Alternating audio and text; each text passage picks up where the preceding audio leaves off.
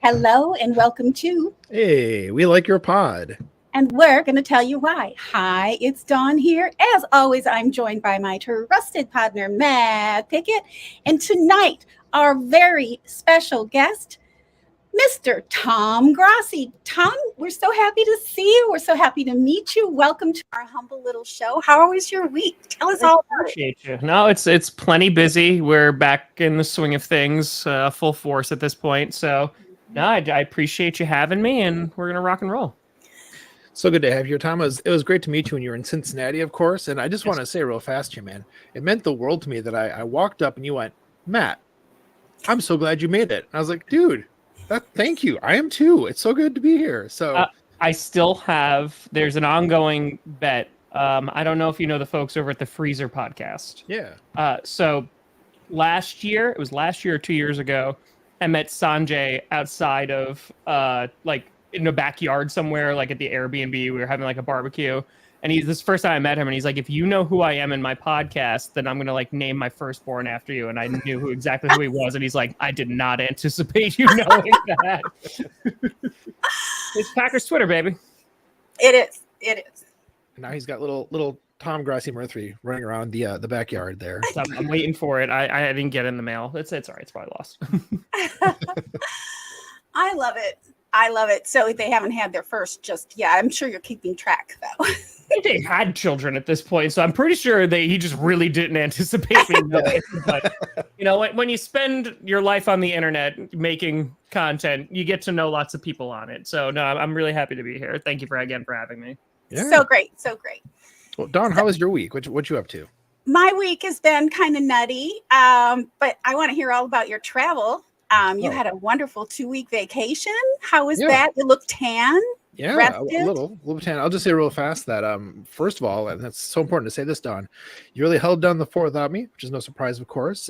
Great work with the mental health podcast. That was exceptional, and so good to hear Jamie's voice again since she's been taking a breather from Twitter. So that was awesome. Right. And Steve's okay or whatever. And then the other week, of course, with Joey and Big B last week was exceptional. Trying to call a list like that. No small feat, and so steering the ship and making that work out. And of course, congrats to Tom here for being the #1 content creator on our list. So solid work, man. Thank you. Appreciate it. But yeah, so great work, Dawn. And, Thank you. Thank you. It's like you don't even email the shows what it comes down to, I guess. Oh, but, I doubt it. But Florida was great. It was just a lot of time to spend time with the kids, pool time, beach time, going to the Naples Zoo. And this is off season for Naples. So because it's so freaking hot there right now. But that meant that it was just easier to go places and there's not as much traffic. And it was a really great time. Just getting away from work, spending time with the family. It was wonderful. Yeah. And that's what it's all about. I'm glad you got some rest time. Yeah. So, speaking of Jamie Cheese Butt, let's see. My week started out, I don't know, what was it, Saturday, Sunday? When does your week actually start? I don't know. But I accidentally sent her all my groceries because I sent her something else, and then for some reason the default went to her address. And she's like, hey, thanks for the groceries.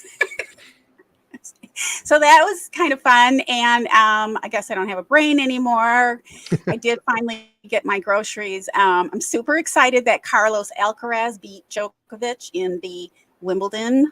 That was phenomenal. I love tennis. And I especially love to see Djokovic lose. I know that's mean.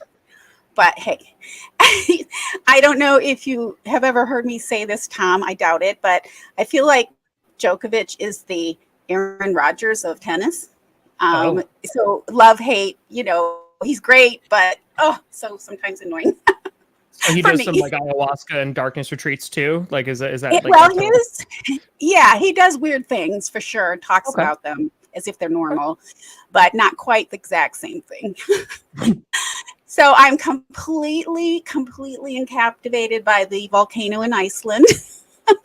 I've like got that going on one screen, sometimes split screen all day for the last, I think it's 9 days now. So yeah, just got through another MRI. Oh, good. That was hard. Yeah. Yeah, those are hard for me. I'm super claustrophobic. So whenever I get that, I have to be drugged. I literally have to be drugged and dragged in. So like they have on to the blindfold. whenever they had to have BA go on to like an airplane, they just had to like slip a sleeping pill in his milk. So same kind of a thing. They're like, oh, here, Don, have some milk. You'll never know. Same deal. Yeah, I just give myself the milk now. Yeah. The milk. So, and I used to get like that on airplanes too. If I think about it too much, I've flown quite a bit, but if I think about it too much, I'm like, but the MRIs I just cannot get past. And even though they're like, oh, we put you in the big one, and like, I could see, even if, anyway, I got through it. That's the good news. So that's enough about me, Tom. So from Rich Eisen to Pat McAfee to the NFL Network to, hey, we like your pod. We're so glad you're here. The streak continues. You're on a trajectory. So we're just so happy to meet you face to face. And on our show, when we have a guest, we usually start out with their Twitter. That's their Twitter biography. And I'm not going to go through your entire Twitter in detail like we do with most guests, because I think a lot of people know you, but we do have an audience who actually doesn't know you. I've been talking to a couple of them. So we want to give them a little taste of Tom Grossi. So your Twitter reads, Tom Grossi at Tom Grossi Comedy. Traveled to all 30 NFL stadiums in 30 days and raised $500,000 for St. Jude. Amazing. Hashtag Grossi Posse. I'm a member. And you're in New York, and your YouTube channel is Tom Grossi Comedy, which is where I found you. So our very first and most important question is, how are your kitties? Good. And we're going to talk about what you did for St. Jude's. But before we do, I know you're an animal lover, and you've also done massive fundraising for animals and other causes. So I really want to know how many pets you have, what their names are, and because that's a priority for me.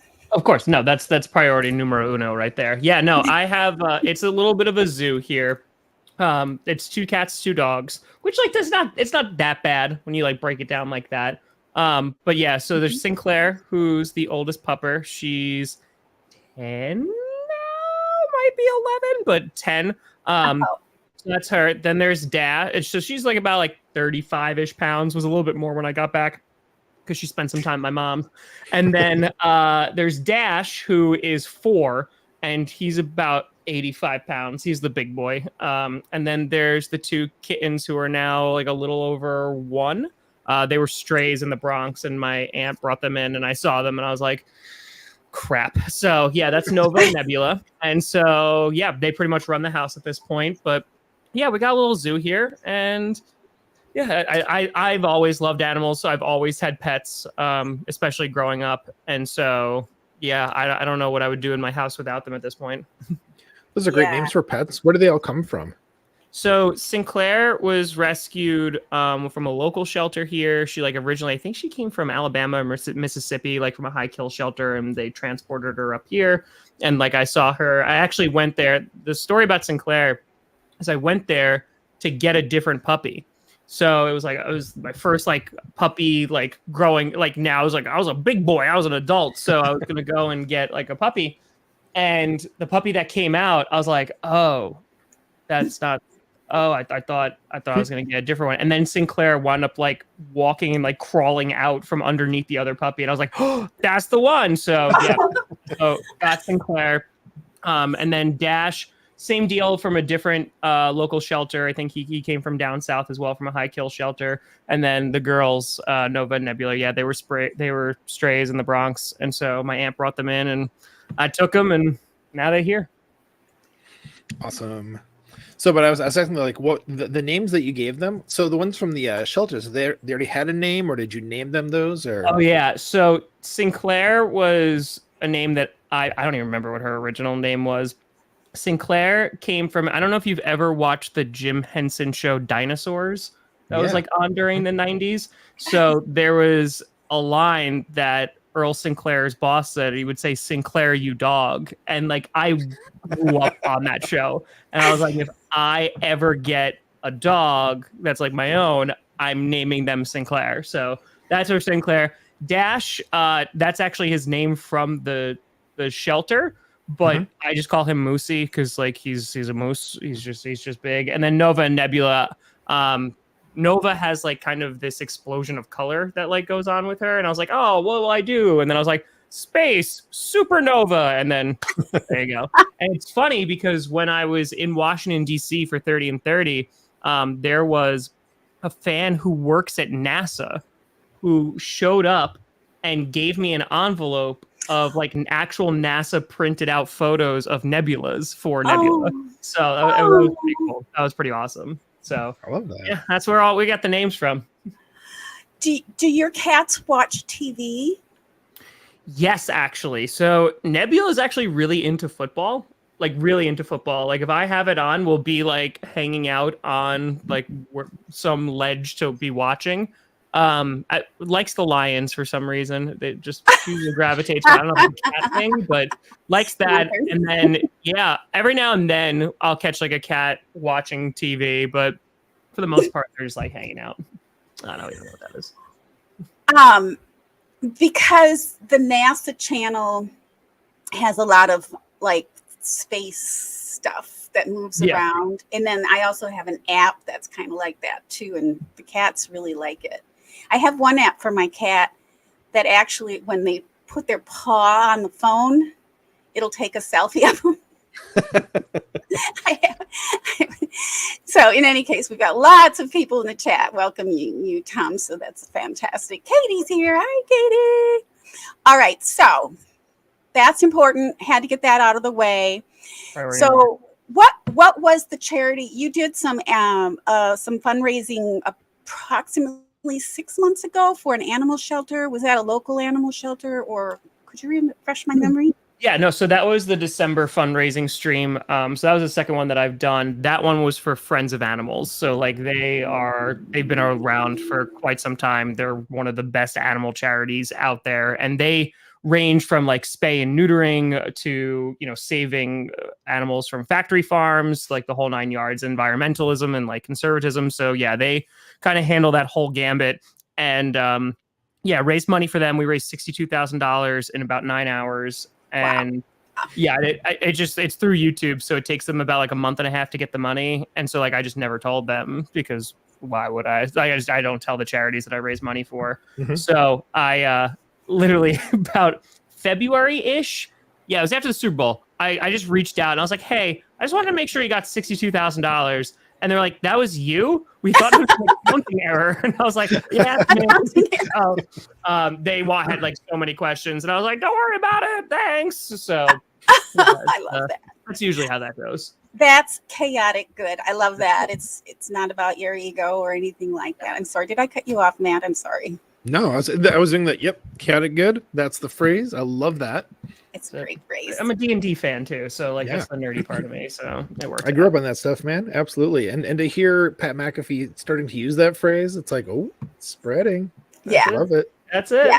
I mean, I feel like I've always had this weird relationship with content that like, shows a creator or somebody like giving money to like a homeless person or like going off and like recording like their kind deeds. It's like a weird thing, right? Because like you're monetizing that, and it's like, I don't know if you really want to show people, potentially like at their lowest or they're going through a tough time. And I think that the important, like I struggled with that for a bit.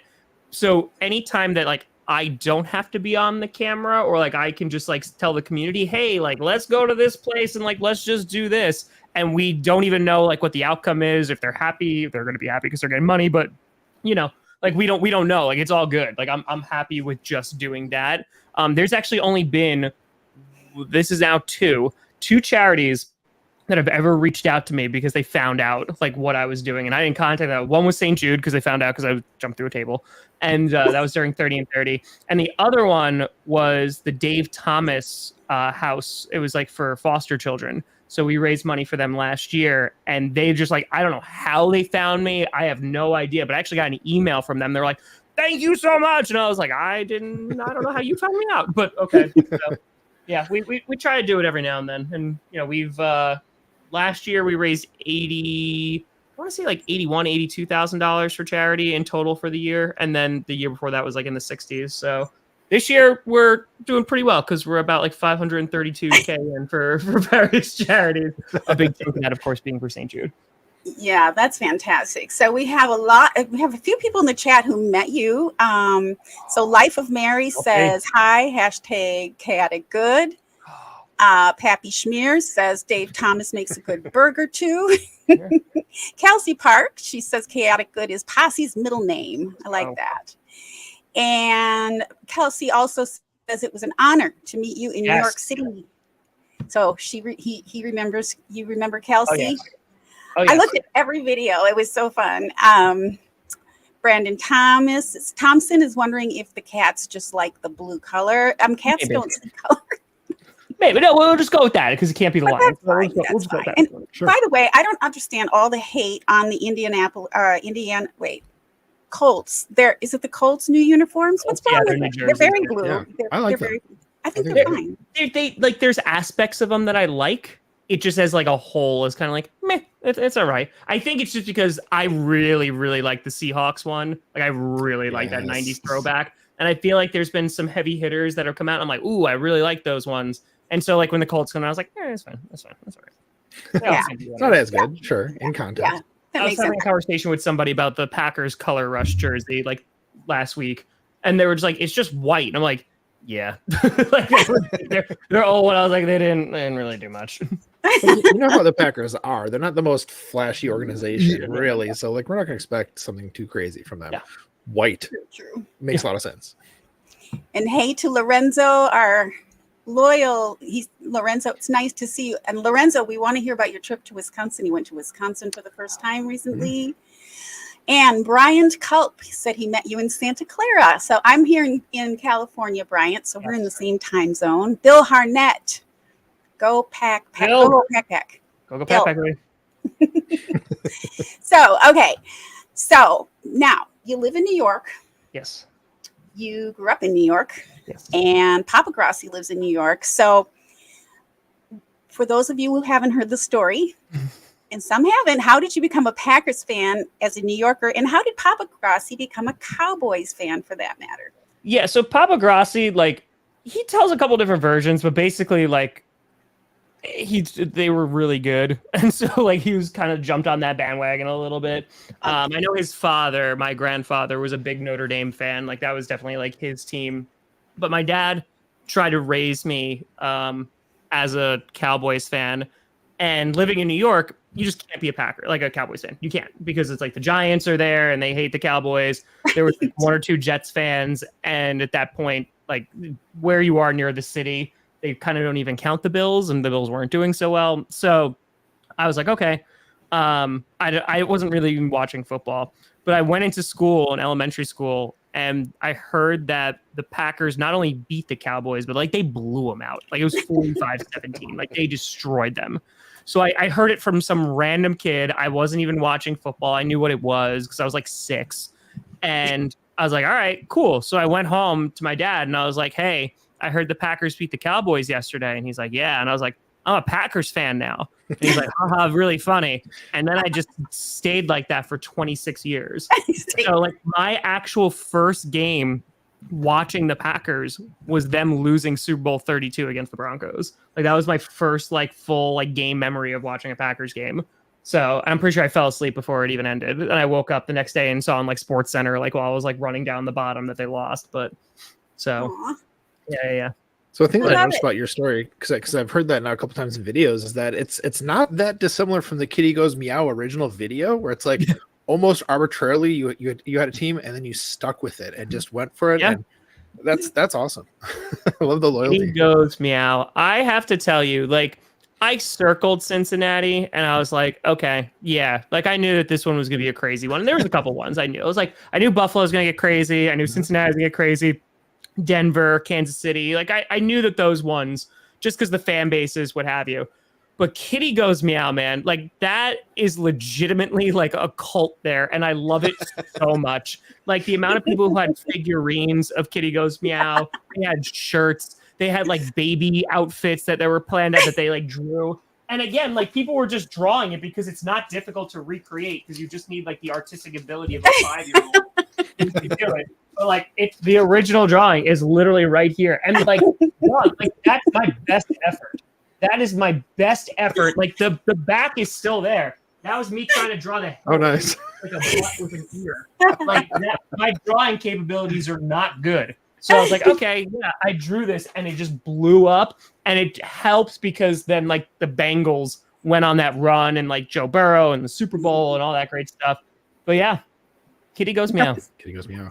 Man, the fan base did really go meow here because, you know, I think I'd mentioned on Twitter that I thought I'd be able to just like drive up to the fan meet and be like, hey, what's up? And I was like, there are like 100 Bengals fans here. Like, what is going on? Yeah. And that was like definitely a moment for me where I was like, man, it's not just Packers fans that love your stuff. It's like, you know, you can see it in the videos, of course, you know, all 30 of them, like, dude, like fans everywhere from all kinds of different fan bases. And I think that's pretty cool.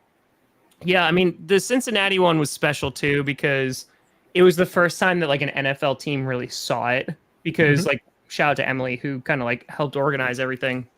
She, when we were walking out from the tour, like it was just her, myself, shout out Johnny Barks, and we were walking and I was like, all right, I'm going to go back to the hotel for like a little bit. There's about an hour before the fan event and people started coming in already, like about an hour beforehand. And there was this one woman who came over and she's decked out in Bengals gear. And I mean, decked out. And she freaks out. I was like, oh my God, it's Tom. Like runs over, hug, picture, of course. We talk. I was like, I'll be back in an hour. And she's like, yeah. And Emily, who works for the Bengals, is standing there. And it's like, wait a minute. Like that's our fan. Like that's one of our fans. I was like, yeah. And she was like, but you're a Packer. I was like, yeah, no, it's bigger. So yeah, that definitely opened my eyes to kind of how extensive the fan base is and like how big the community is. And it was such an awesome experience. It was so cool. Cincinnati was one of the best days, definitely. Emily is awesome. I gotta say, I actually crossed paths with her when the Bengals were coming to town. The Packers coming to town. I mean, to play the Bengals a couple years back. That game where it was like nobody could get the field goal to win the game. Because when the tickets like were first open, I just tried to like call somebody in the organization and started trying to go through Ticketmaster to see if I could get, I don't know, some kind of like special deal or something like that. Basically, just trying to you know, see. And Emily hooked me up with some great tickets and stuff like that. She's super friendly, super nice. So when she showed up in the video, I was like, oh, I know her. She's awesome. So no surprise that she's still out there killing it. That was great. It's interesting because you find out real quick, like which teams are really. Like they go above and beyond for their fans. Like, and they're after all of this, like there's a bunch that are in my head now. I was like, wow, like that's really impressive. Like, that's just really cool because that's what this is all about, right? It's raising money for kids, but it was also about like the fans and it kind of trying to take their experiences and all that great stuff and translating it to, you know, an everyday normal person to be like, oh, I don't know what Atlanta Falcons fans are like, etc. And like, there's a bunch of really great teams out there that really go above and beyond for the fan experience. And I just have so much respect for that. That was the thing I loved about the videos, especially is just to see like, what is it like to be a fan from these other teams? What is it like at the stadium? What do the teams do for their fans?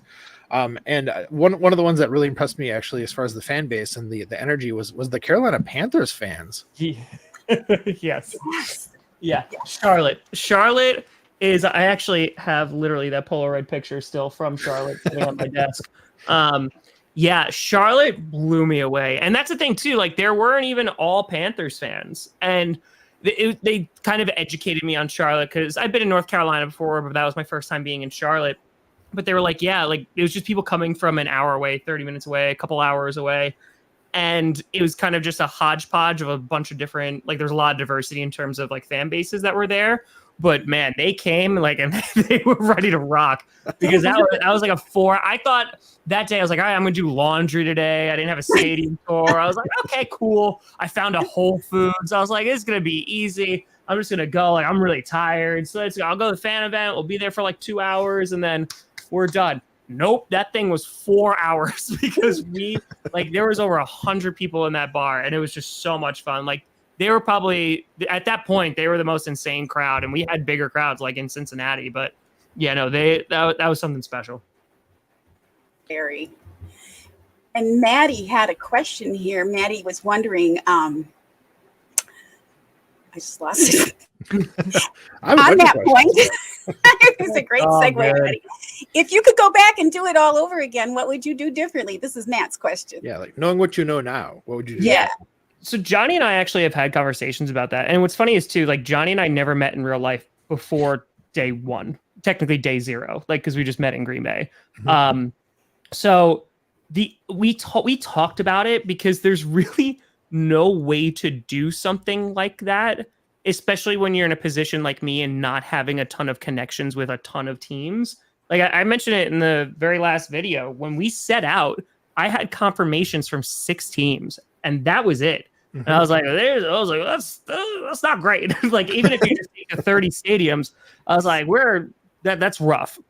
So by the time we were done, we worked with 18 teams, which I'm super proud of. Mm-hmm. But in terms of doing things again, the only thing that I keep coming back to is just having another person. Like, we have over 2 terabytes of footage, and like we could have captured so much more. So I think just taking maybe some of the burden off of myself and or Johnny. So for example, like the Seattle video. So the night before we were in Denver and Johnny pulled an all-nighter to get the video out for Dallas. I got 2.5 hours of sleep. This was like the 6th day in a row that I was running in under 3 hours. And Johnny's like, I need to sleep. And I was like, yep, no problem. So like that Seattle video, like I just brought a camera and I filmed that entire thing. The only thing that Johnny came out for was the Sounders game. And at the end of the day, like that was like some of the challenging parts. It was like, okay, like I'll just do all this myself. That's fine, because Johnny needs to be alive to put out the video later. So like it's one other person that could have helped. But honestly, I don't think I would have had the budget for it. So there is that for sure. So like, obviously, huge shout out to Johnny Barks, man. I can't state enough how impressed I am with him, throughout the 30 and 30 and before and after. I mean, I thought he was amazing before that even. So I would just love to hear about, like, you first met him at the very beginning of this and you lived parallel lives for a month. Like, just what was that like, getting to know him and spending all that time with him? It was pretty great because, I mean, day 0 was when we were in Green Bay, because we were in Green Bay technically for 2 days. Day 0, we met, and like we obviously have been working together for about a year now.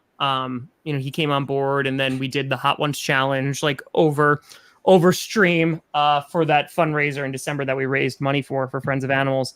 And it was interesting because like I knew like right away I was like, okay, we're gonna get along. But there was like the caregiver part of me that I was like, I need to make sure Johnny's okay. Mm-hmm. Because like, let's be very, very honest and frank here, even though I'm Tom. Like the thing, like what we did out there was insane. Like it was just like to go through that. Like I'm used to that. During the season, I get 3 to 4 hours of sleep a night. And I do that from September all the way through February. And I'm just used to it. Like that's fine. And I like it. And I love it. And it's great. And I just like working and grinding and doing all that. Like I like that anxiety and stress. It's good stress. So I'm good with that. So I can get up every single morning on no sleep and go until my body just gives out. Johnny's a normal human being. So like, he's just not supposed to do that. So it was a lot of it just like making sure like he was good. He was okay. It's me waking up early in the morning so I could shower, get everything ready, and wake him up at the last possible second so we could go to the airport, and he can get as much sleep as possible.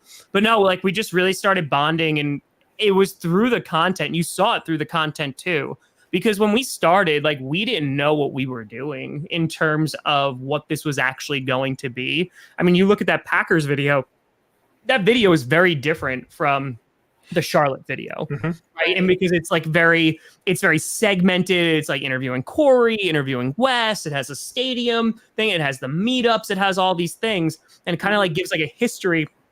It's Tom in it. Like it has that history of the Packers that are built in it, and then there's like a one line at the very end that it's like, oh yeah, and then there's Tom Grossi. As the videos went on, like it started taking shape of like what this was going to be like. Mhm. And I think by the time we got Buffalo was a big one, but by the time we got to Baltimore, Johnny and I had a really good sense of what this actually was. And because of that, like it allowed us to also like bond more, because like I'll tell you, for Nashville, like when we were in Tennessee, that was a heavy day because we did St. Jude in the morning. Like the day before that was crazy.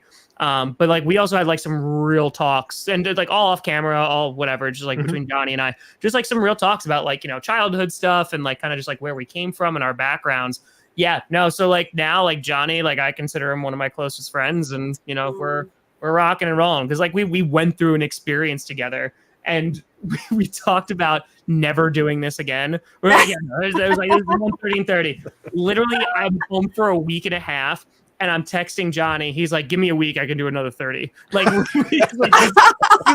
That's how it is. You have to, because it's just so crazy. For a month straight, you're waking up and traveling to a new city every single day, and then it just stops. So like, there's definitely been an acclimation process. Right.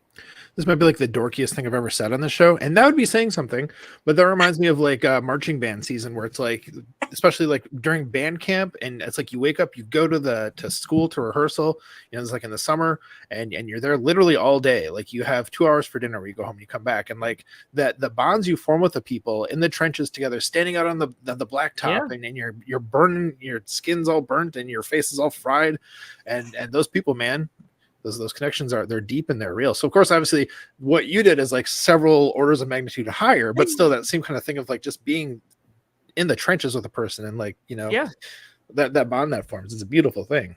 It was literally like there was days where it was just like, dude, like we just gotta survive. Like we just gotta survive. Like we gotta get through it. And we both went through the same exact thing, right? So like Johnny, we found out very quickly that Johnny couldn't go to every fan event, or had to like go for a hot second, film some stuff, and then leave, because he couldn't stay there for 3.5 hours, 4 hours, 4.5 hours, because they got long. He had to go back and edit. So like we're up and working like the same amount of hours, like the same crazy stuff. And, you know, like you said, it's just a bonding experience when two people or multiple people just go through that shared, I don't want to say trauma, but like that shared, like, there were some days that were a little rough, you know, and it was pretty awesome. Well, I was thinking about you, Jen. I'm super, super highly empathetic. And so I tend to put myself into other people's situations as best as I can. And when it ended, the 30 days, that is, I was thinking, how would it feel to come down from that? Because I've done lots of crazy things in my life too, where it's like, I can't go to sleep just yet or whatever. Yeah. So I could. And the cool thing is, it was a few weeks ago that you finished, and there's still so much to talk about too. So it's not really over. I don't know if it'll ever be over in a way, especially if we weren't there and we wanted to be a part of it, or we were just watching videos, I should say just watching videos. It's always going to be there for us, but I hope you caught up on your sleep. I wish you would have like had a mattress under that table, or at least not done it on gravel. I was thinking, you know, that Dawn, like the there's two thoughts. The first one was, oh crap, it's not grass. Right. And then the second one, there's 150 people in that backyard. Mm-hmm. Like the largest fan event before that was like 50, 60 people, something like that. Right. So the second thought, I was like, this is gonna hurt. Like it was just that acceptance. I was like, this is good. Like there's no way around this. It's gonna hurt. It's gonna hurt my elbow. It's gonna hurt my back. And we're just gonna try to survive. And I jumped through that table and on the foot, and listen, no regrets, even though my back is still messed up. No regrets. Legitimately no regrets. Because one, it created the most amazing picture ever taken of me. Ever. Yes. Ever. And two, it was that 24 hours that I think Johnny also realized, but it really like set in for me. I was like, oh, we're going to do this, because I jumped through a table. I am gushing blood, and I mean like profusely bleeding. There's EMTs that are there who are just fans. They came out, and I'm bleeding all over the place. Like, you know, I get kind of patched up a little bit. There was one I thought that would have needed stitches. And then for 3.5 hours, I did the fan event, went back to the hotel for 5 minutes, went and did the interview, then did the other fan event, went home, spent 45 minutes cleaning out the wound because there was so much dirt and gravel in it. Got 90 minutes of sleep, missed our flight, drove 6 hours and 48 minutes to go to Foxborough, did that fan event, did the thing with the Patriots, and then just did it all over again. And it was at that point I was like, okay, this is day 6. Like day 6 is only day 6. Like, we got a long way to go. But if I can do that, and like that whole 6.5-ish hour drive was easy. It was legitimately like Johnny is sleeping next to me, like in the passenger seat, and I'm driving. I'm on 90 minutes of sleep. There, the amount of colors that are coming out of my elbow are not great. My back, I legitimately cannot walk. Like legitimately cannot walk. Yeah. And I'm smiling like an idiot the entire drive going on I-90 East, like an idiot, because I was just like, this is amazing. Like this is so much fun. So yeah, no, it was worth every single second of it. And yeah, it's not gonna be over for a while, because like, we are gonna make something, because like I said, we have so much footage. So we are gonna make something that's changed like 18 times. But so don't worry, Stern. There'll be another shout, Stern, who's in Cleveland. Yeah, Stern. Stern's still waiting for the 30 and 30 bum movie. I love it. Yeah, no, it was an experience, and I think that was the best part too.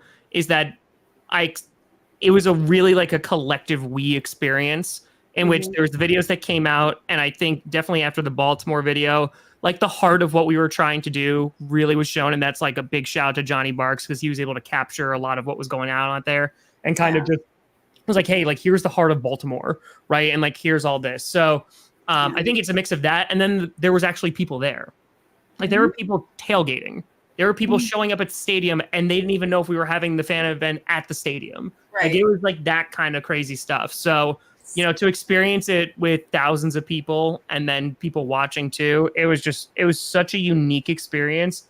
And yeah, it's tough to come back from that. No doubt. Coming back from it, you know, the very last bit at the end of it with, you know, you're at the ocean and there's this like tranquility to it and it's like starting to set in, and it was such a beautiful moment in the video. I just got to say too, I was like, who's chopping onions, man? So but then coming home and like you've gone through this, your body is like exhausted. What was that like? And I know it's like you're saying things are still going, there's still a lot kind of happening with this, but did you at least have some time to recover? Or it was interesting because it was a weird day. So Wednesday was our last day of filming, because Wednesday was our, like, the day 30. We did it. We didn't set an alarm the next day, which was so nice. You don't understand how nice that was. For the first time in 30 days, not have to set an alarm. Didn't have to catch an early flight. So we like went out, and we didn't go out for very long. We got lunch. We were there for like maybe like 25-ish minutes. We got ice cream, which took like 10 minutes. And then we went to the ocean just because I'd never been to the Pacific Ocean. And I was like, I missed out on so many things on this trip of like missing out on things I wanted to see.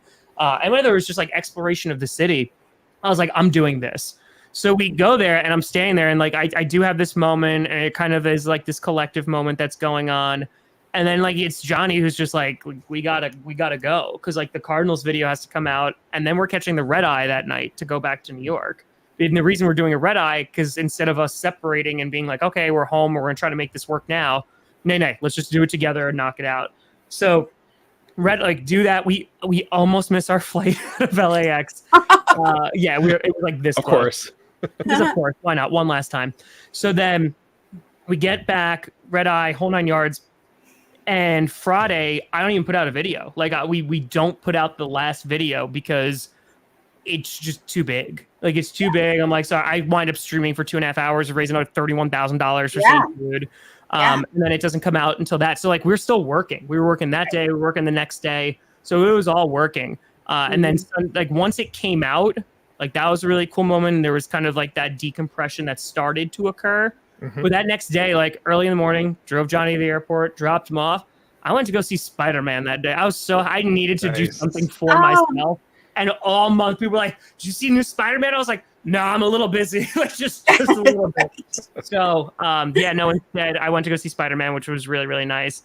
And yeah, like there hasn't been a ton of like rest, I would say, but it's just this weird kind of balance of like, I'm always really busy. Like I just, even throughout the off season, like I've put out content at least 5 days a week since August of 2019. Right. So like it's a constant thing. But like there was definitely like last week, I think the week before, like I streamed, I think like 4 or 5 times of that week. I didn't like put out videos every day. That's my version of relaxing. Whereas like, okay, I just did a stream today. I didn't do a stream and a video or a stream and 2 videos. So yeah, that was my version.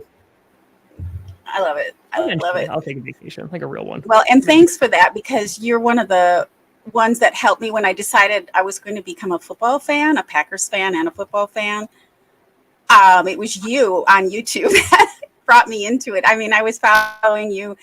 I remember when you hit the 100,000 eventually, and then where you are now. And it's just, this is what this show is about. Hey, we like your pod.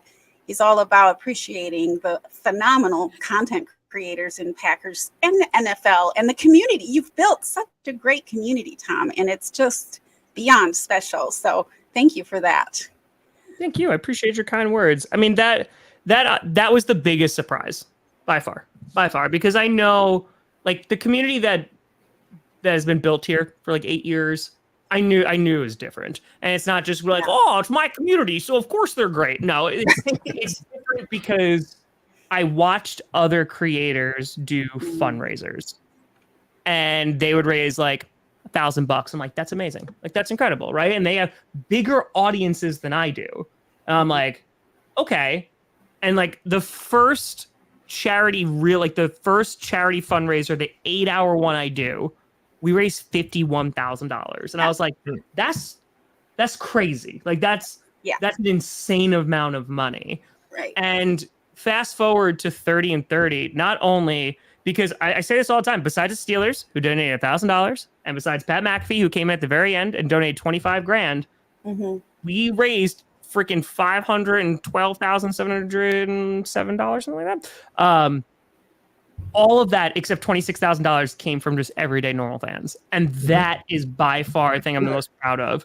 And the fact that like people came out to this and it was such a wide variety of backgrounds and experiences, and there's the amount of diversity that was there. Like that is something that really stands out to me, because it really is just a very, very inclusive community for a space that is football that is usually not friendly towards everybody.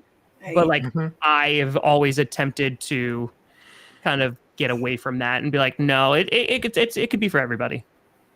This is also such a good example of just how one person with the right energy can make such a difference, you know, in the world. The thing that I noticed the most about when I met you in Cincinnati was just like the positive energy you're exuding, even though you were, you know, sunburned and tired, and it, you know, and like no food in your body. It's just like there is this palpable energy, and that's what you put out into the world, and it comes back to you in a really beautiful way. It seems like in events like this, in this whole entire, you know, experience you went through, it's almost like the opposite of Fight Club, where they're trying to like, you know, make this like network of like angry men. You made this network of amazing, positive people trying to like make a difference and spread chaotic good. And I don't know, man, I'm kind of babbling, I realize, but like I just think that's so cool. It's different, right? Because it's people like, I saw a comment about like a week and a half ago when I had another idea. And I had an idea. We'll get there. But like, we're coming back to that. Yeah. I put it on YouTube, and like the top comment was, it's something in the phrase of like, it's really refreshing to have trust that this isn't going to be like an NFT. Right. And I'm just like, it's because I don't sell crap to people. Like I just don't. I don't sell things to people. I have sponsors with GPS and clickbait. That's it. There's the only sponsors that I have. It's with other creators. And yeah, like that's just, I never liked it. That really wasn't what I wanted to do. And I understand every single creator that does it, because you need to make money and you need to put food on the table. Like I get it. You're not going to hear any negativity from me. I think it's just refreshing when you can, if you have a community and you can point, and it's something that's going to like increase your net worth or is going to increase your subscribers or anything, but you can point and like make somebody's day better or go raid smaller YouTubers and like creators, right? As you have been on the receiving end of, and just doing it just because like you know it's going to make them happy. The amount of creators who have reached out to me, the like uneducated sports talk, literally his wife reached out to me on Instagram, and this is before we kind of knew each other. I rated this guy, and because I don't think there's maybe like one or two people watching, and his wife DM'd me on Instagram afterwards and was like, he was ready to quit, and now he's not, and now he has like a few thousand subscribers, like he has a base, like people who watch. A bunch of my people are over there, like they support him, and like that's what it is. Like Cerebral Palsy Gamers, another creator who has cerebral palsy, who like makes he's a Packers fan, he like does videos and things like that, and we rated him, and now he's become a friend. He came out to the Santa Clara fan event. So it's like just doing those things and being able to point, whether it's a charity or whether it's a small creator, and just like doing that kind of positivity and literally just trying to do good things. You don't gotta be a perfect person. I ain't a freaking perfect person at all, but it's like just wanting to be better and making the world a tiny bit better. Then yeah, and if I could do that through football, okay. When the whole concept of a Grossi Posse raid, like for somebody who's live streaming like you did for us that one time, which again, thank you, that was awesome. So fun. How did you develop that idea? Where'd that come from? Yeah, so Sports Fury, shout out to Sports Fury, because it's a thing on Twitch. It's a Twitch thing where like I think creators just like they send their people over and all that great stuff. So on YouTube, Sports Fury was actually the first that did that, because I was streaming games. I've been streaming games for a while now. We've been doing it since, I don't know, 2017, 18, something like that. Definitely before 2018. But anyway, and Sports Fury like just sent all their people over one night, and I was like, what is this? I was like, is this a bad thing? And it was a raid. I was like, I like this a lot. And so now every single game stream that I do, and I stream a lot of games, every single game stream I do, we do at least like 2 to 3 raids per stream. So, you know, we hit some of the same people because there's just, you can't get around it. But yeah, I mean, that's how people get introduced to other creators, up and coming creators. And I try to find people that have nobody watching or like one person watching, because for them to go to 0 to a few hundred and they have no idea what's going on, and they get comments, donations, subscriptions, all that great stuff. It's just like it's little stuff. It's little stuff like that that can just like, even if it just makes somebody's like, you know, for like 10 minutes, like, damn, that was pretty good. I'm good with that. Yeah. So fun. It's a nice boost, you know, whether it's to them personally or the algorithms or whatever. It's just a nice positive boost. So we love that you do that. Thing, like, it's not me. Like, I don't take credit for any of that. Like, I don't want any of that credit. Like, and that's why in 30 and 30, like, it's all about the community. The community raised that money. Like, they're the ones who did that. The community goes and like makes like somebody else's day or helps a charity, and like they do all that. Like, that's why it's always the emphasis on like how good they're doing. You know, I'm just a loud dude who lives in his basement. I love that. I love that. So you do so incredibly much for the Packers community and for the NFL community, online, offline, now that you've shown up in person at every single stadium. So we like to have a little segment where we ask our guests to shout out who helps them the most behind the scenes, whether it's family, your animals, Papa Grossi, Mama Grossi. How do you get everything done that you do? Who's your support system, if you don't mind sharing? Yeah, I mean, so for Johnny, as I said, like Johnny Barks, he's been editing a few videos for me, like for about a year now. Super helpful, super talented, and it really just makes a world of a difference. So he definitely that, and then a big shout out to Tyler Herrick, of course, who during 30 and 30 took over the shorts. Tyler needs to work for an NFL team. He is so good. He's one of my really great friends, and I just he's so immensely talented. Then of course there's Johnny Rockford, who makes the thumbs, and that's just like every now and then, you know, when I need a thumbnail that I just don't make on my own. But for the most part, I mean, like it is kind of a one-person show. But like there's close people in my life that, you know, really kind of support me. I'm able to like decompress with and kind of step away for a hot second. So like those are the people that I'll kind of find myself relying on. And just like once you're like really tired, or once it's like totally done being drained and all that great stuff, then you're like, okay, like you want to make sure you're spending time with people who aren't going to drain you further, right? That are going to kind of like, bring you back your energy. And so like, that's who I look to spend time with. Yeah, you definitely need that. I mean, if you're gonna be around people who don't help your energy, like that's rough. That's hard to do. Yeah. Yeah. No, don't worry about it. I just had an almost catastrophe over there. So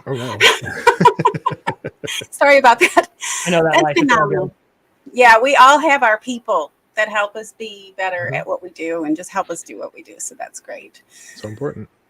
So yeah, and so another question we like to ask everyone, and then we'll get over with that stuff, because it gets a remarkable array of answers. Okay, and I think you would be in a really good position to shed some light on this. So, what do you love, and what do you think could improve about Packers Twitter, and what would you change if you had the power to change something? Ooh. That's an interesting one. Okay. So the second part is what would I change? What was the first part? What I liked about it or what I disliked about it? Kind of. Yeah, I don't like to say dislike, but yeah. What could improve? What could improve? I got you. I mean, what I do like about it is just that's the good part of the internet, right? It brings so many different types of people together for their shared love and or pulling their hair out of the Packers. Right? Like that's the beauty of it, is that it can form and spawn so many little communities. And it brings people together that, yes, let's go. We got the gatos now. Like that now, like they wouldn't have met each other otherwise. So that's what I really like. The negative stuff is the negative stuff, right? It's the, I'm not even talking about like the hot takes. I'm not talking about, the clickbait. I'm not even talking about that. It's more of just like when it goes too far and it just like turns into a cesspool of terribleness, that I'm not a fan of. And then in terms of just trying to change things, I just wish there was a way to kind of, I don't want to say like bring these communities together, but allow there to be kind of like some cross collaboration. Because if there's one thing that I've learned from, doing this since 2015, it's talking to other fans. And even if they're like Vikings fans, or even if they're just like a fan of another team, there's so much commonality that's there of like, oh, so you wear the same jersey every week too, for like superstitious reasons, or like, oh, you got into it because your dad or your parents or things like that. I think like if there's any chance to like actually sit down with a fan from the opposing team and have a legitimate conversation, the conversations are usually great because you find a ton of commonality there. Yeah, good answer. And that's what you do. And you're so good at that too. I appreciate it. But yeah, I love that. You actually put actions into your words. So I'm just curious, you quit your day job as a history teacher to become a full-time YouTuber. So did any of your students follow you while you were still teaching, or have you stayed in touch with them now that you're not teaching anymore, or maybe their parents? Yeah, so I actually just grabbed lunch with 2 former students on Monday. So like, I hadn't seen them in like a couple of years. So yeah, there's a few students that I'll still remain in contact with. Like, every now and then they'll like shoot a DM or something like that. And then for the other ones, yeah, I mean, like there were students who were fans. Like it was more of like that last year that I was there, and maybe one like the year before, there was legitimate like, oh my God, like I actually am subscribed to you on YouTube beforehand. The best part was I taught during COVID. So there was a few times where I taught from this desk, like this whole set of like what you saw, like what you're seeing right now is what my students saw. And this was halfway through the year where I was talking about something, like we were having like a quick meet on like a Wednesday, and one of my kids like raises their virtual hand and was like, wait a minute, you're a YouTuber? And like, this is like right behind me. And this is halfway through the year. Like we've done this now for like 6 months. And I was like, where have you been? He's like, I just never noticed. I was like, where'd you think I was? But yeah, that's always the fun stuff. But yeah, there's some students that were fans beforehand. And then yes, every now and then they'll reach out. There was actually a fan, a former student who showed up to the New York City fan meetup. Mm. So yeah, that was pretty cool. Oh, I love that. I love that. So one of the things that you kind of hinted at for a second there, Tom, is that so you have this idea for something, the next big thing, and I really want to see what we can kind of, get you to reveal, if anything, about it. So what can you say about it at this point? Yeah, so the thing is, there's multiple big things, but the big thing that I'm alluding to comes after the other big thing. So I know that just was a mess of a sentence. So like this season is kind of going to be the last normal season that I have, because it's the last saga, which is the North Saga. So like the episodic stuff that I do. So like then that's it. Coach Season 5 is coming out Saturday, and then next summer is the last season for that. And so it hasn't been like officially announced, but I've said it a bunch of times on my channel, like during Q&As and stuff. Not this season, but the following season, I'm going to go back, not in 30 days, but I'm going to go back to every stadium to see a game and do that in a season. And I'll have a year, like a season-long fundraiser that will support that. So that'll be really cool, because we've kind of seen the stadiums when they were empty, and now I'd like to see them when they are full. And just have like a massive tailgate with people like right in front of the stadium. It takes a lot of things off my plate in terms of planning fan meetups, because I was usually doing that day of. And then it allows me to also like explore the city more. So really looking forward to that. So it'll reduce like streaming a little bit, like a game or two a week, but I think it'll be worth it, because it kind of just gives another insight. And then for the following season, I mean, 2025 is going to be an insane year, because obviously Green Bay is hosting the draft, and I plan on being there. So that will be that. And then for that football season, I came up with an idea. There are literally 2 other people on this planet, maybe 3, that actually know what it is. And it's just after 30 and 30 and seeing legitimately like what a community of fans can do, I was like, okay, like this is something. Like this is something like really, really special, because it's one thing, right? As you know, like on the internet, we've had 30,000 people be in one of my game streams, right? Like that's happened a couple of times. And I'm like, that's an insane number. Shout out to the mods for keeping that somewhat organized. And I was like, okay. But then you see it in person of hundreds of people coming out. And it's tough to get people to come out, and people coming out for a football YouTuber. So I basically am like, okay, well, we have this community. That's amazing. We've been raising a ton of money for charity, which is amazing, and we're going to continue to do that. I basically then took a look at sports media, and similar to what you saw about like Packers Twitter and what you'd like to see changed and all that great stuff, there are things that I've always wanted to see change, and I've kind of just waited for other people to do it. And I was like, well, I don't want to wait no more. So it's going to be a little bit, because it's going to take, it's literally because I have big things coming up. That's the only reason it's going to take so long. But yeah, no, legitimately, if it goes well, which I think it will, it's something that I can do a very long time. And I think it's something that would truly change the way that the NFL is covered, and do what even beat reporters can't.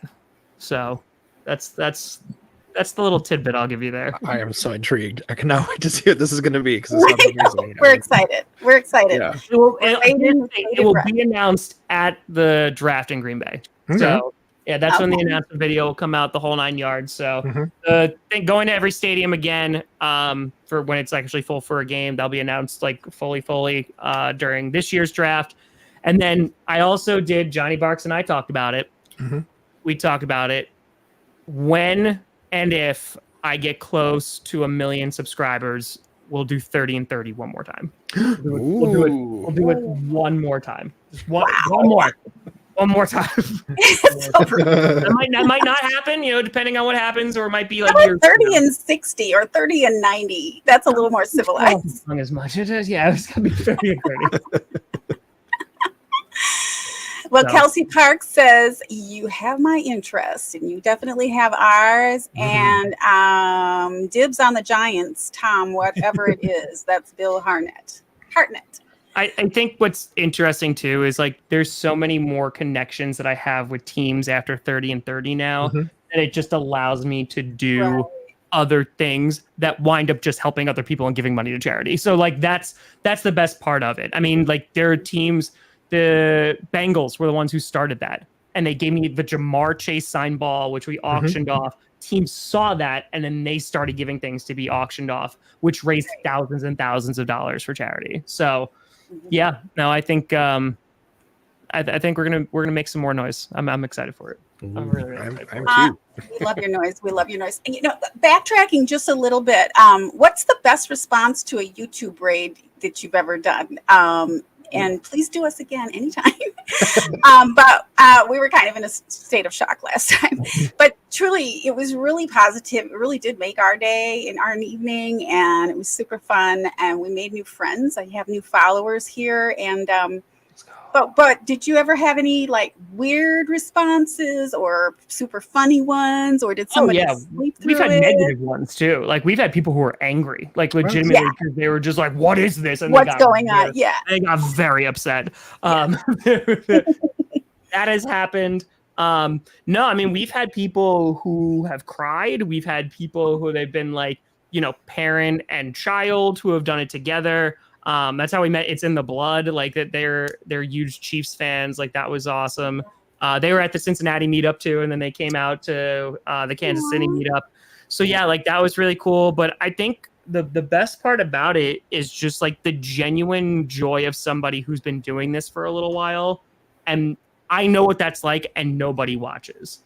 Like you put hours and hours and hours into something, and there's not a single person who watches it, or it's one, right? And I think that if you can try to change that perspective, one, it keeps like smaller creators going. Because I feel like when you first start, for the majority of people, and there's outliers, of course, but for the majority of people, like it's a long, sometimes very frustrating and upsetting grind, because you work really hard on something and you get no reward for it. And I'm not talking about money. We ain't talking about money. Right. I'm talking about just like people watching it, or like a kind comment. And then if we can literally flood it with hundreds of people, like just like being positive, the reactions to that have been amazing. There are people who know who I am or the channel. They go nuts, like, and they go crazy. So anytime that there's people with just like really low view numbers, or I've seen them like stream before, because I try to keep a decent memory of people that we rated before. Like that we've had, I can't even tell you, there's countless now, because we've done hundreds and hundreds of raids. So I think the best ones have just been like screaming at their top of their lungs and like going nuts, because we've had a bunch of those. That's fantastic. Yeah. So Maddie, do you have some more questions in the? No, I've asked all the questions that I wanted to. Okay. How about you, Don? Do you have any other questions left for Tom before we? Well, I was going to do the same thing, try to tease out some ideas from him. By the time I'm done, this is quoting Tom, by the time I'm done, which will not be for a long, long time, and I'm glad to hear that, I'm committed to changing sports media and helping a lot of people along the way. What came to my mind was inclusiveness, young ones that maybe wouldn't normally get a start, that easily in media. YouTube, I find YouTube to be very like I have a very small channel. I have a couple different things that I do, this podcast and the true crime stuff. And I just find that people, for the most part, are overwhelmingly positive.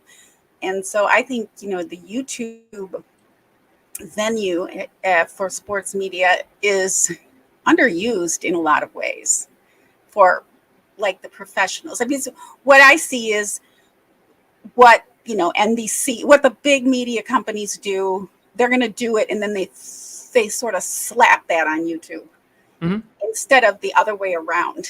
Yes. Well, as I've said for a bit now, there's a difference between creating content and creating a community. And some people do both, or some people just do one. And there's nothing wrong if you're just a content creator who's just making stuff.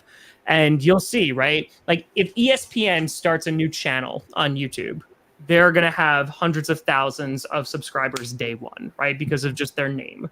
or a player or a celebrity, whatever, right? They can go on, they don't have to put out a single video, and they're already going to do that. Things that would take me years to get, they're going to get it in a day.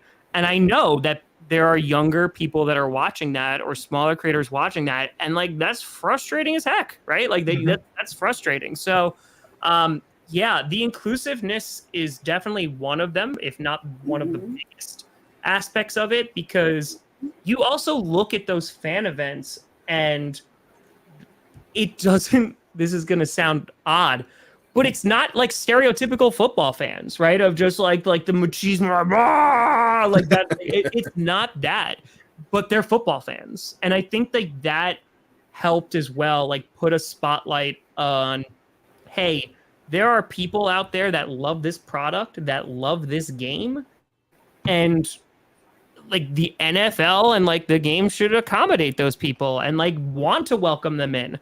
I mean, I'm sure you have seen it. The people that are invited out to the drafts and the Super Bowl are all TikTokers, right? Like they're TikTokers who are trying to like capture that young generation because they don't want like 3.5 hours. It's a long time commitment to sit through, especially if you don't know what football is. But the amount of people that came up to me during these events, and like whether they were from Germany or Brazil, or they were just like, I didn't watch football, and they're like, I learned about football because I watched your stuff because of your skit videos that you did. And I was like, oh, I know who Aaron Rodgers is now, and I know who this be. Like that's what I'm talking about. It allows for an easing into the sport, and there's no dumb question. Right? If someone's just like, you know, how much is a field goal worth? I'm not gonna like flip over my desk and be like, "That's 3 points, you moron!" So, right. And at the same time, like you have this community that is very similar to that, in which it's like, hey, like yeah, we'll rag on each other because we are football fans, like 100%. I literally have a Vikings voodoo doll, right? Like what we're rocking with here, like always. But at the same time, like there is that level of community camaraderie that I don't think that you see in a lot of other sports, because I think it's one, football, of course, is the most popular sport here.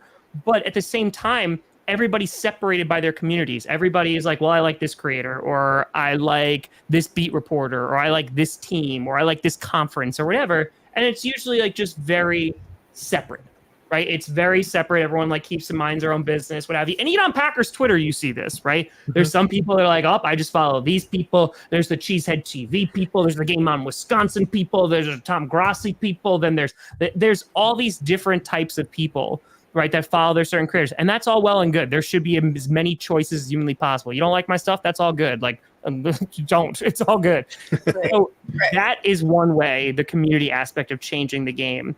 Right. But I think there's other avenues that I have shown, and this is something I'm really proud of. Like I have shown you don't need to take money and like monetize your base as soon as you have one. And I have found that like it pays if you don't. And now I'm at a point where I'm very fortunate enough that like I don't have to. I never asked any of my community for money unless it's to help charity. That's it.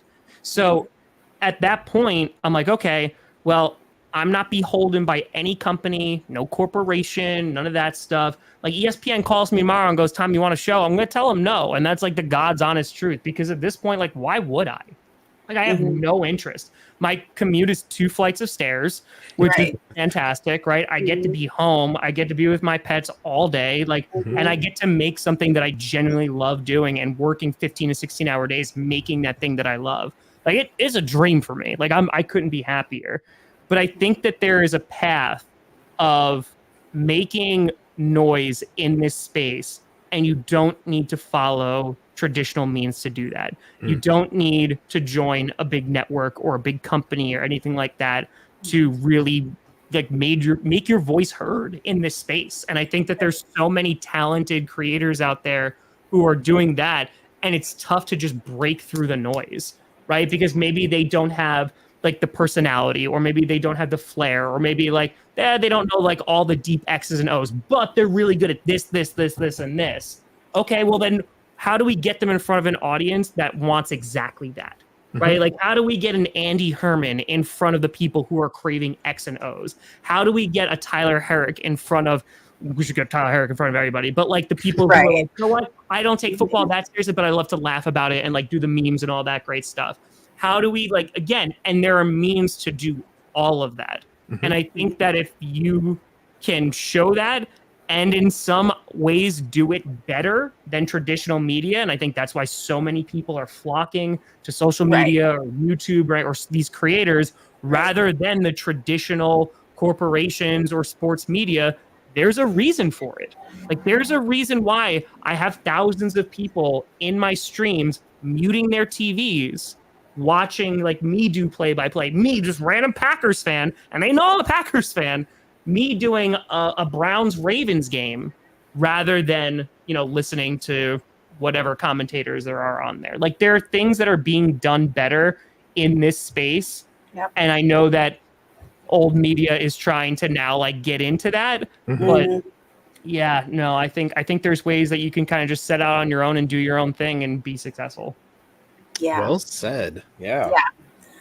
Yeah. And I love hearing that because I for most of my life, and I'm pretty old. I had to get that in. I cover that every once an episode at least. For most of my life haven't owned a television. I tend to do things a little offbeat, and I am just in love with YouTube and the content that you can find on YouTube that you can't find anywhere else, and it's totally satisfying. And so that's music to my ears for sure. So thank you for flirting with us on that idea. I'm intrigued. Everyone's intrigued in the comments too, and evidently we've hit minute 69, so that means something to me. I mean, like, hi everyone. Point, right? Like, there's so the internet. The beautiful thing about the internet is that you could have no idea what you're doing, but you can get a microphone, you can get a camera, and you could do something like this. I did not major in this. I did not do journalism. I didn't do any of this stuff. Right? I was a teacher, and so now, like, we raised $500,000 for St. Jude. Like, that's what I mean. And listen, that took a very long time, and it took an obsessive amount of work to get to that point. Don't get me wrong. Yes. But the point is that if this is something that you really like, love, and want to do, there are avenues that you can travel down where you don't have to sell your soul to do it. You don't have to monetize your base to do it. And you can also not just have to like get intern for 8 years at some random stupid company. Like, you can do it yourself. And I think that that's a very valuable lesson to try and like put out there, because like, even if it's somebody who hates my guts, but they make good content, like, go for it. That's great. Like, I want them to succeed, because there's so much room for so many people and so many creators. And creativity in general. Yeah. Left side of the brain thinking. Yeah. For sure. I love it. Well, generally, this is when we start pivoting to our superlatives for the week. And what we do at Hey, We Like Your Pod is we call out three, Matt and I generally, and our guests, if you're interested in joining us, three of our best of, worst of, or something in between of for the week, usually Packers content, and sometimes things offbeat, like volcano coverage or something like that. So did you bring any superlatives for our superlatives section? I do. They're not all Packers related, if that's okay. Doesn't matter. Doesn't matter. I mean, first I had to do the best Packers Twitter follow, and that's just Tyler Herrick, who I'm just going to scream his name out to the mountaintop. I mean, it's just like, it's at some point where it's just like, I saw the stuff that he was doing for Andy, and it's just like, it's just he's just so good. Good. Yes, it's so good. It's so good. When we had him on the show, I had to say, like, what are you doing to get these results? Like, what programs are you using? What's your process? Because I was so fascinated by it, and he was so generous with, like, oh yeah, I use this program, I do this thing, and yes, and I've downloaded some of those, and it'd be really great. Every time I start working on it. And Kelsey Parks says Tyler's a boss. And by the way, hey, Raiders, everyone rating us, hello. It's so great. Well, it's a little hard. I didn't want to interrupt Tom the man, while you were rating. So we just love you, and I'm so glad you're here. But yeah, I downloaded the apps that he, suggested, and I'm like, he's so good at this. Maybe I should just hire him. Which is the idea, right? We And definitely. he's just that good. I mean, that's the thing Yeah. too, right? Like you find talented people while you're here, right? Mhm. Like Tyler, like able to give him money because like so he can go do more of the things that he Right. does because Mhm. he's like, here's the shorts for 30 and 30. Rachel, who's one of my mods, makes all the merch now because she's an incredibly talented artist. Rachel, right? Like Johnny Rockford does the graphics, and Johnny Rockford was friends with Johnny Barks, which is how I met Johnny Barks. Like so, like it's just talented people. Like give them a platform to do well. Right. So yeah, that was the other, and then the other one I had besides of course shouting out best editor Johnny Barks. He hasn't even edited anything for me except he made that running backs thing into a short for me. But love Johnny Barks, of course. Just need to shout him out again. But Brandon Perna, who's my co-host on GPS, put out a creative piece of content. He worked out with former NFL player Derek Wolfe, who is a Super Bowl 50 champion. And it was just like, I just like that kind of content because it's different. And I know he's probably a little bummed because a lot of his stuff has been taking off recently and that didn't, because whenever you try to do something different, it usually tanks a bit. But like, it's awesome. Like, and that's like just making that risk and like being able to have that experience. Be like, yeah, I worked out with an NFL player. I don't know. I just like, I always appreciate that stuff and taking risks as a creator. Yeah, for sure. For sure. And by the way, on your drawing, check out the book Drawing on the Left Side of Your Brain because you can open up new avenues of creativity. Your drawing is beautiful. Kitty goes in the house. Anyway, I suggested that to Emma in the comments too because she said everyone can draw. It's like drawing like a kindergartner. It's pure. It's just more pure. It's wonderful. Anyway, fantastic superlatives. I tried. Don, you want to go next? What do you have for this week? Maddie, what do you have? You want me to go? Yeah. All right, okay, I'll jump in. Sounds good. All right, so I have 3 as usual, and my first one is best lineup. So it was amazing this week on Andy Herman's video pack a day. He had 5 different folks this week to come and chat with him instead of just Andy by himself talking through stuff. So he had let's see, Aaron Nagler, Wes Hodkowitz, Peter Bukowski, Justice Mosqueda, and Dusty Evely, and like these are people who I really respect the work they do, the opinions they have. So to hear them bouncing off ideas with Andy.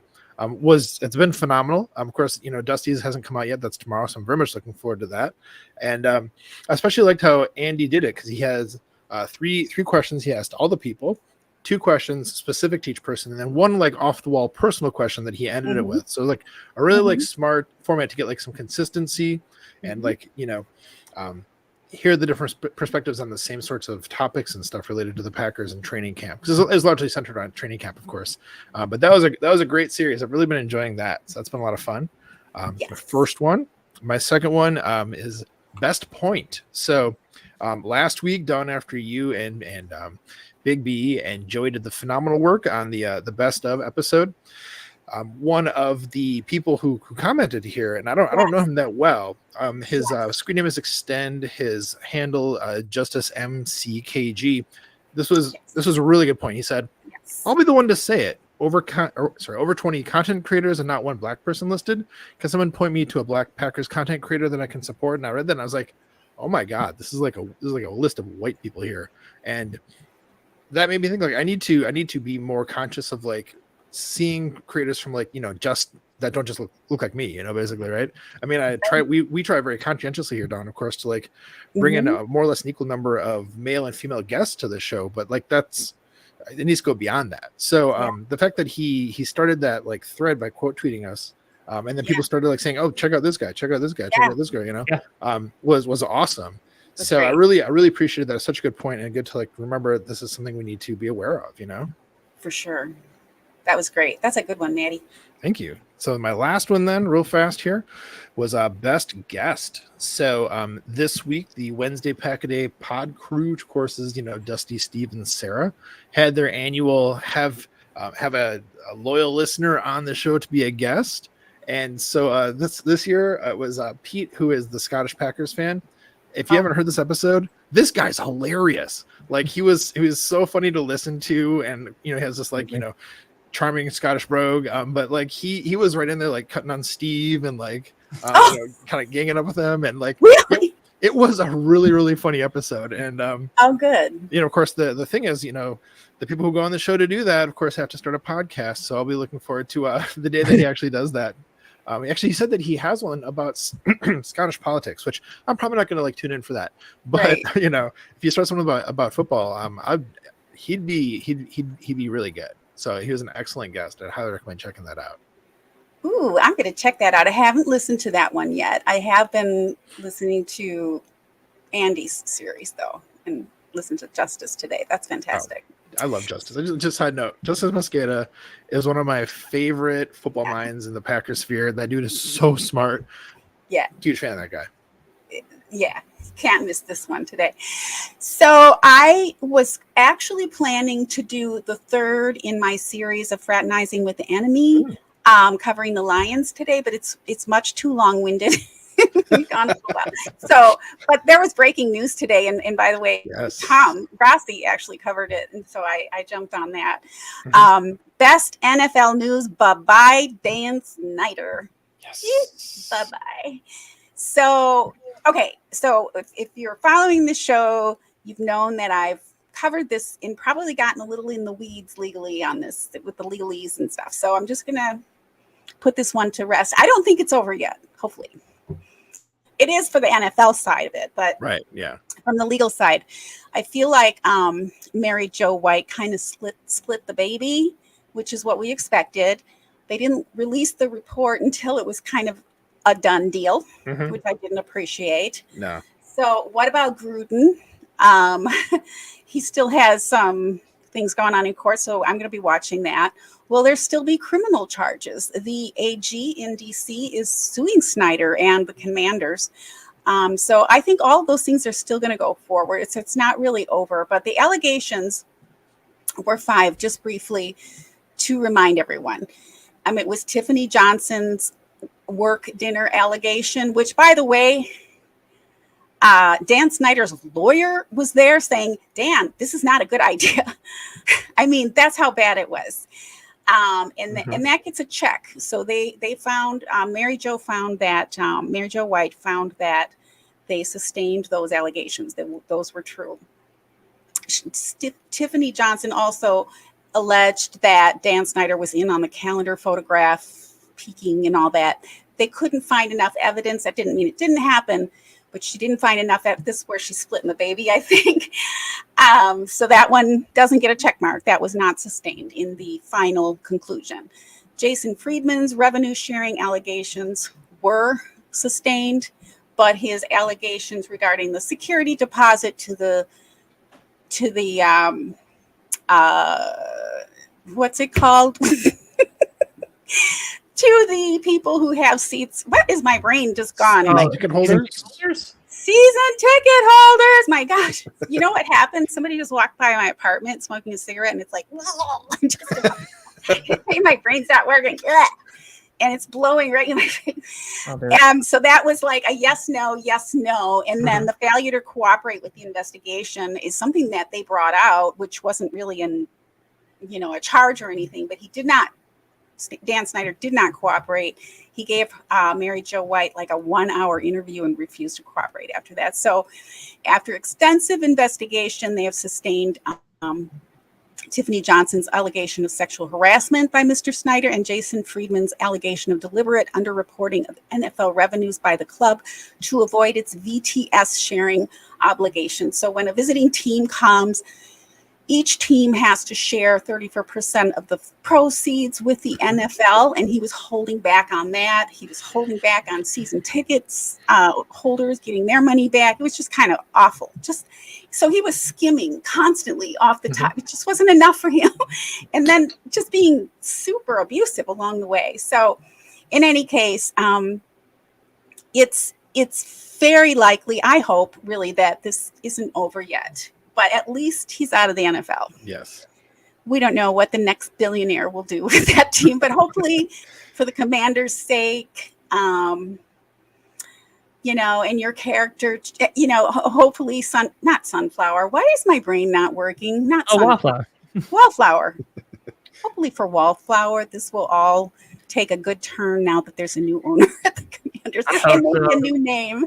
I hope so. I hope they get a new name. It's just meeting the fans too, because when Wildflower first came onto the scene, a bunch of Washington fans gravitated towards that because they're like, we got nothing else at this point.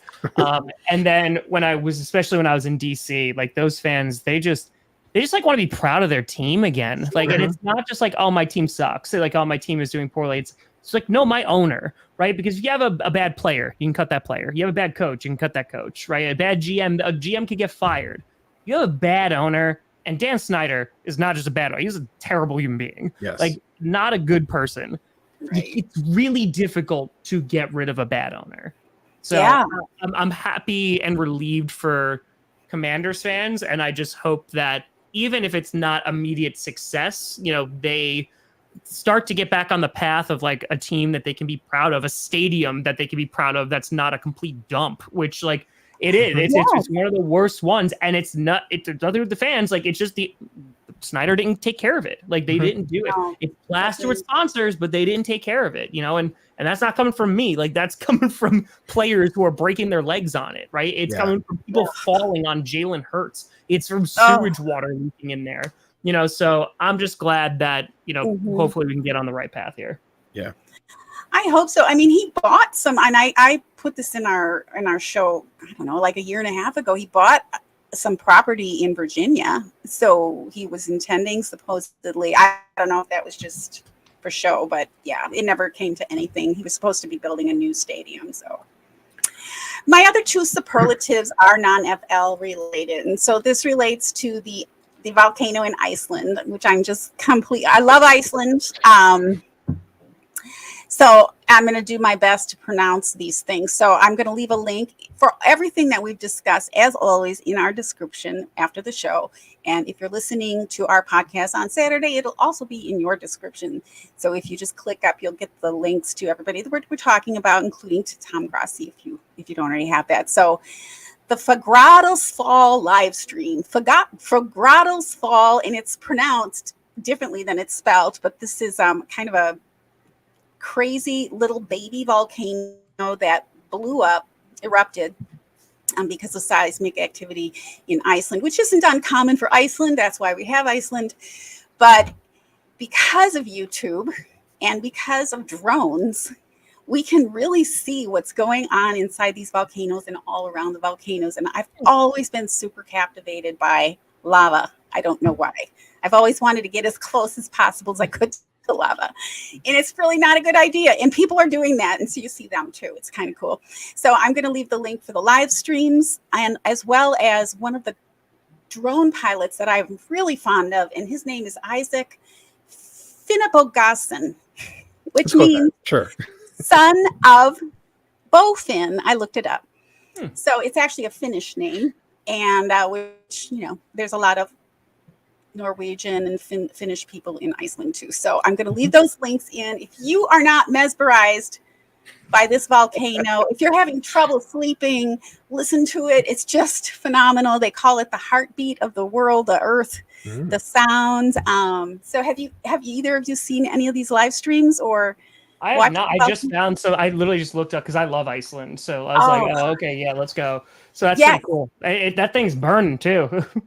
Yes, it's like a lake of fire, and it's so weirdly satisfying to just sit and watch it. And then you'll see like the cone develop, and then you'll see little parts that look like one day we had Shrek there, and then you just watch him burn, and then everybody's just like waiting in the live chat for Shrek's head to fall off, and then his head falls off, and then it goes bloop, and then everything overflows, and then there's more streams coming out. And what's that? I talked about this MS, that sensation you get when you hear sounds and ASMR, talking about, or ESMR. ASMR, yeah. Yes. And so there's a lot of that going on. It's super satisfying, but it's really kind of meditative and interesting and beautiful. It's kind of like watching a bonfire. You know how you're sitting there? Yeah, it's kind of like that. So yeah, I'm super enjoying. I think everyone should be watching. Anyways, a baby, and it had the lava flowing out of one area. And I've been really lucky, I guess, because I've just had it on and I've looked at the right time, and I've caught like where the whole half of the side came down, and so the lava's coming out of a whole different area. And I actually saw it live, I'm like, wow, I'm lucky I saw that. And I saw Shrek's head come off. And it's just been great. It's day 9. These things don't happen every day. Of course, we've got active volcanoes every day, and there are live streams, but I'm just completely, I love Iceland too. It was where my next planned visit was to before my life fell apart, but maybe next year. Maybe you should. Yeah. Did you want more, Dawn, or is that what that was my 3? So we've got yay, goodbye, bye-bye, Dan Snyder. We've got the live stream as well as the drone pilot that I am calling out for just the best of YouTube for those last 2. Love that. Apart from Tom Grossi, of course.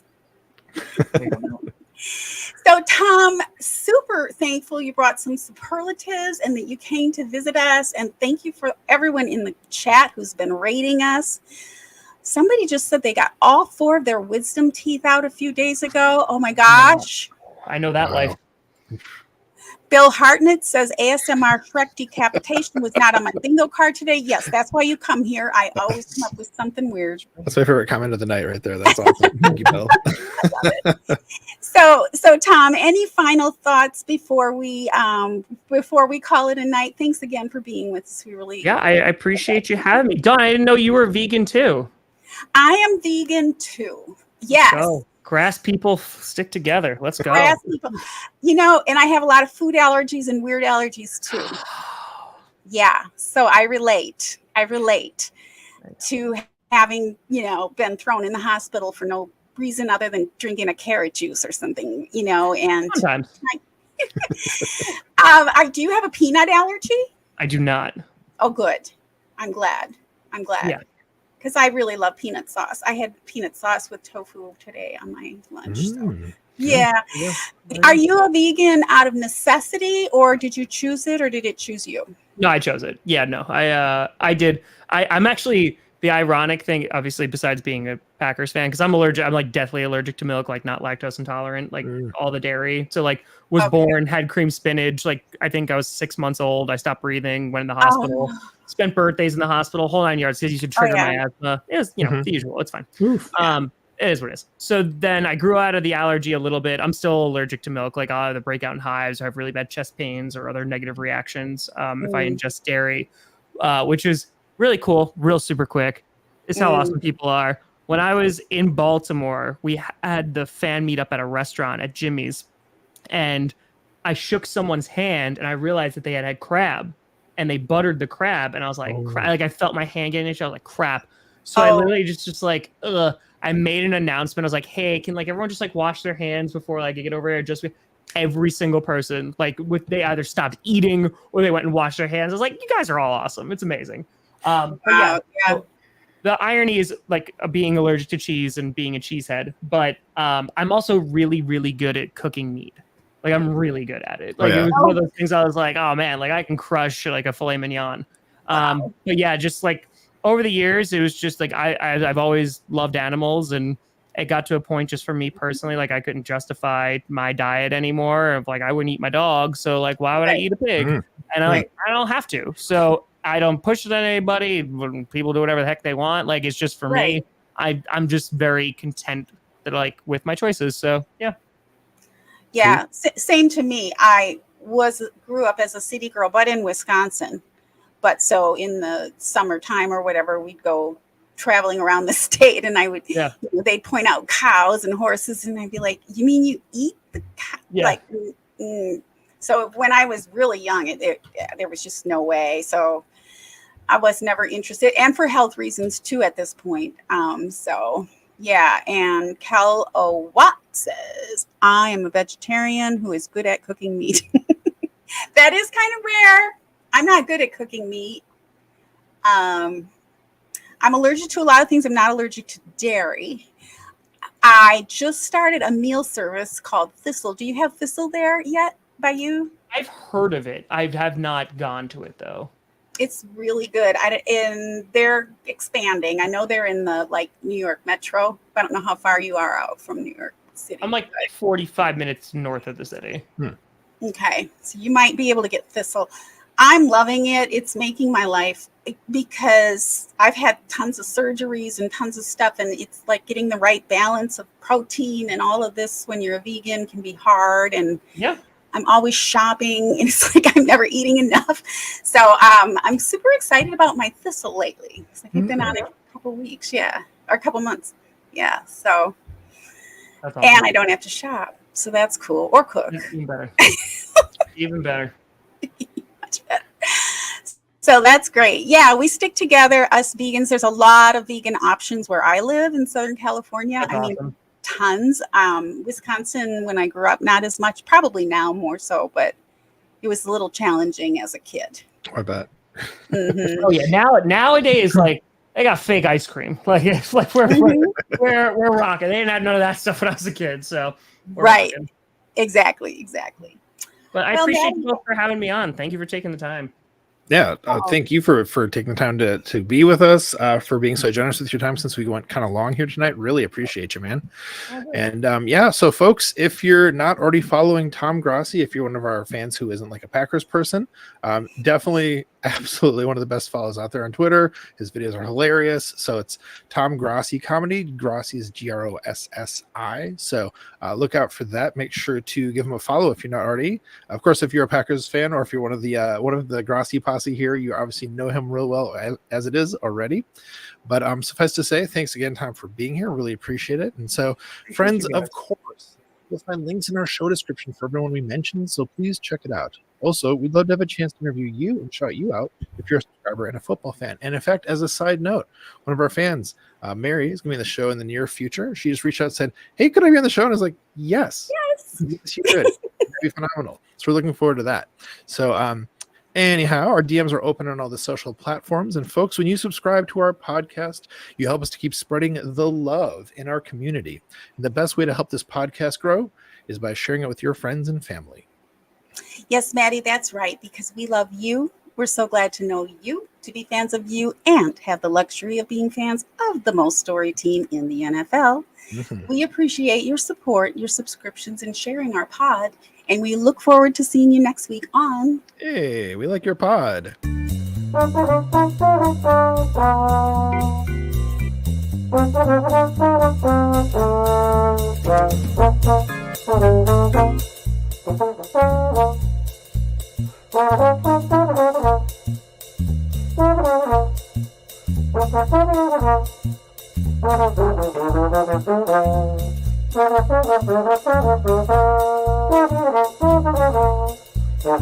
Football in general comes down to discipline and people owning their roles.